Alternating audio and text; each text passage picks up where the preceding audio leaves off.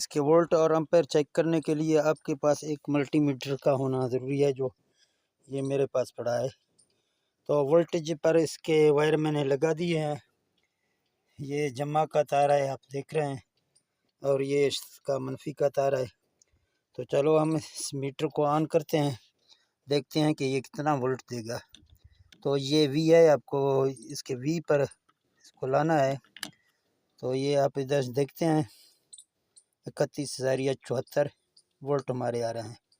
तो इसके एम्पेयर आप कुछ चेक करवाते हैं कि एम्पेयर कैसे चेक करते हैं।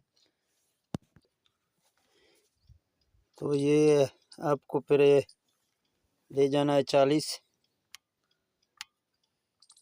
ये 40 एम्पेयर पे। तो इन दोनों के वायर मैंने लगा दिए हैं। अभी यहाँ इसको हम क्रॉस करते हैं।